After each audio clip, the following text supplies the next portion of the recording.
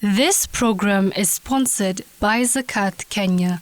Zakat Kenya, fulfilling an obligation. Every day, thousands struggle to afford food, education, and basic healthcare. But together, we can change lives through zakat.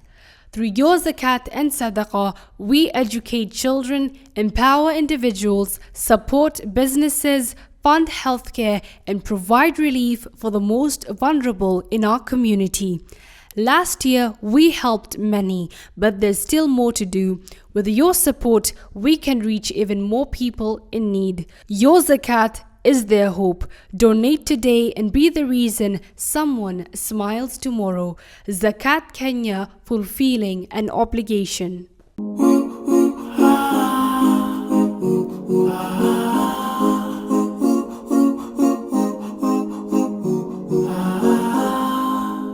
Our dear viewers and listeners, welcome again to this show, The Spirit of Ramadan. I'm Sheikh Hassan Makoha from Zakat Kenya, from the Department of Education, Executive and Secretariat. So in this program, we're going to look at how you can make your Ramadan better than last year. What can you do to make it burning, to make it live from the beginning of Ramadan to the middle of Ramadan, to the end, and even after Ramadan. So last time, we looked at reviving the Sunnah, the forgotten Sunnah to some of us, which is Taraweeh and Tahajjud. We looked at the importance of Taraweeh, which is when you pray Taraweeh with the Imam until he finishes it, you are counted as if you have stood the whole night in prayer. And also, Tahajjud, we looked at some verses in the Quran, in Surah Muzammil, Surah number 73, from verse 1 to 6. Also in Surah Dariyat, in Surah number 51, from verse 17 to 18. And also the hadith of the Prophet Muhammad sallallahu alaihi wasallam that tells us to exchange greetings, to feed people, and also to relate or to connect the kinship, and to pray when people are asleep. So today we're going to look at the Dhikr. But before I enter into Dhikr, what are the tips that will make you maintain the Tahajjud prayer and the Taraweeh prayer? Some of the tips that you should perform or you should adhere to: one, adjust your sleeping schedule. Sleep early so that you can wake up early. And also have time to relax, like the Kailula, so that you can have strength to stand up at night in prayer for Taraweeh or for Tahajjud. The other one is modify your eating habits. Look at the type or the kind of food that you break your fast with. Do you start with a very heavy meal, or do you start with an early meal, a very light meal? The other one is limit the social media, the TikTok, Instagram, Facebook, and others. You have to limit them because these are the most destructive tool that distract people from performing ibadah. The other one is pray to Allah subhanahu wa ta'ala, supplicate to Allah subhanahu wa ta'ala so that He can maintain you in prayer, both in Tahajjud and also Taraweeh. So today we're going to look at Dhikr. How can Dhikr be done? What's the importance of Dhikr? Like the importance of Dhikr, one, you will be loved by Allah subhanahu wa ta'ala, because Allah loves those who perform ibadah, and Dhikr is among the various or the numerous acts of worship that Allah loves. The other thing, Dhikr protects one from evil. So Dhikr protects against the evil eye, the magic, and also the Satan's whispers. Another way of, or another importance of Dhikr is that it promotes the inner peace. Dhikr helps you to feel content, to feel relaxed, and to feel at ease.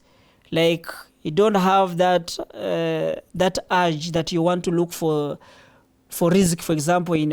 By all means, you relax because you have the right tawakkul by taking the necessary precautions.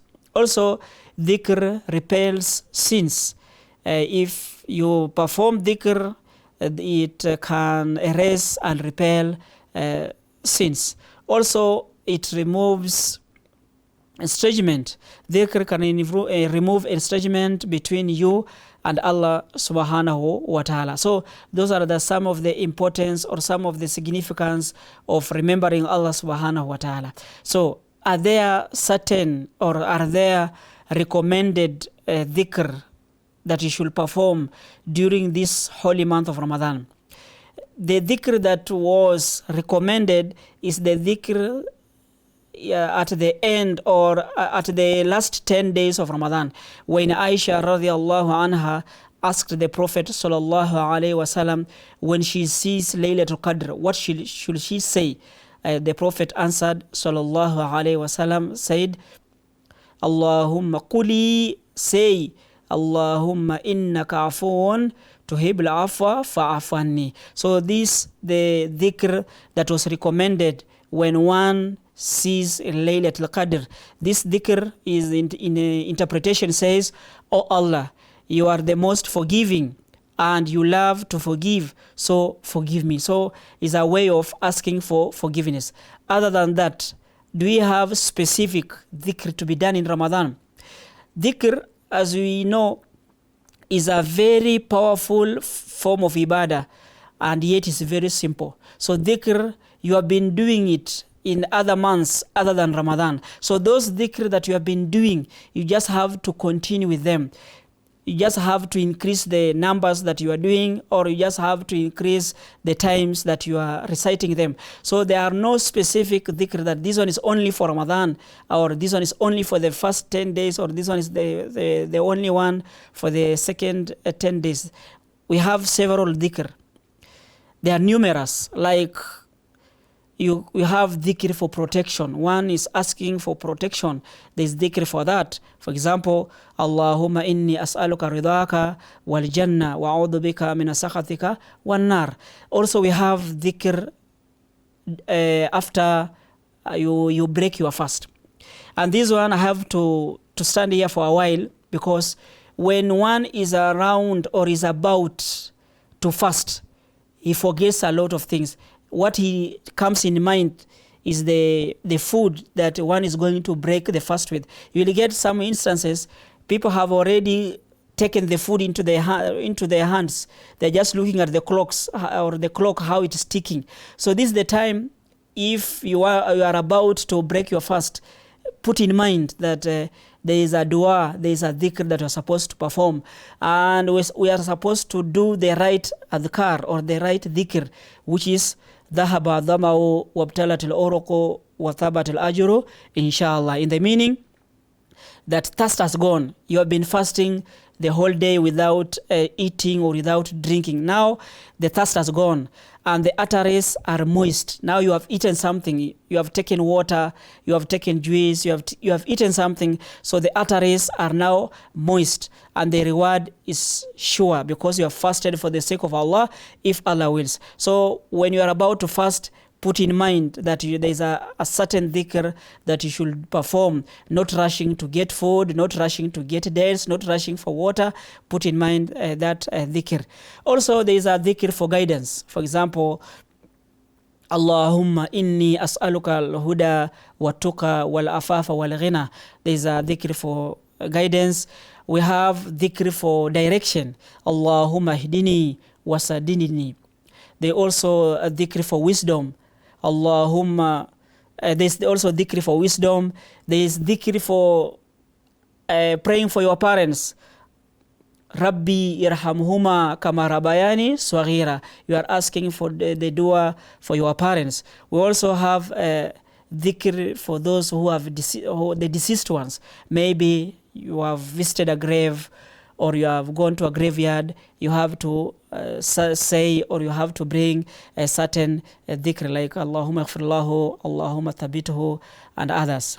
Also, there is dhikr for health. You are asking Allah subhanahu wa ta'ala to keep you in good health in the month of Ramadan and even after Ramadan. There is dhikr after calamity, the one that we know, inna lillahi wa inna ilayhi rajiun, Allahumma jirni fi musibati hadha wa khuluf li khayran minha. Also, we have dhikr after salah, subhanallah, alhamdulillah, walhamdulillah, wallahu akbar. We have other dhikr that the Prophet Muhammad sallallahu alaihi wasallam says. They are very light, kalimatani, khafifatani, ala lisan. They are very light on the tongue, but wahabibatani in the Rahman, they are loved by Allah subhanahu wa ta'ala. And also thaqilatani in the mizan, they are very heavy in the mizan, subhanallah wa bihamdih, subhanallah al-azim. So there are more and many dhikr that one can perform during this month of Ramadan, and this dhikr you have been doing them, but in this Ramadan you are just increasing the pace because you have time for that. Another one is, how can dhikr strengthen the connection with Allah? Dhikr is a very powerful and yet a very simple act of ibadah, and it's highly recommended in Islam. So it encourages believers to continuously remember Allah subhanahu wa ta'ala. So when you remember Allah subhanahu wa ta'ala, when you are actively involved in dhikr, you are constantly remembering Allah subhanahu wa ta'ala. You are aware of His presence, you are aware of His greatness, and you become focused to what you are doing. And also another thing is that when you are making dhikr, let the heart be present. Let your heart be where you are. If you are making dhikr, let your heart be present. So the more we remember Allah subhanahu wa ta'ala, is the more we engage in dhikr, and it brings us close to Allah. And He says in a hadith Qudsi, when you remember me, I remember you. So dhikr is a very powerful form of ibadah, yet very simple. So let us continue doing a lot of adhkar, a lot of dhikr in this month of Ramadan. We have few days, ayam and ma'adudat, they are just few days. After that, they will be gone, and you will be rewarded for what you did during the holy month of Ramadan. So this is your time. Take your time to do adhkar. Don't worry about food. Don't worry about fasting. Food will just come if Allah wills to be. Breaking the fast will just come, but be constantly remembering Allah subhanahu wa ta'ala, because it's just a short time, and after that you will be gone, or the days will be gone. So I ask Allah subhanahu wa ta'ala to make us be among those who hear and adhere to what they have heard. And inshallah, in our next episode, we're going to look at fasting with a purpose. Why are you fasting? Why are you doing adhkar?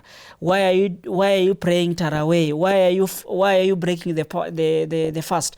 Also, we shall go and look at the importance of fasting. What do we get when we fast? Is there any benefit? Is there any significance?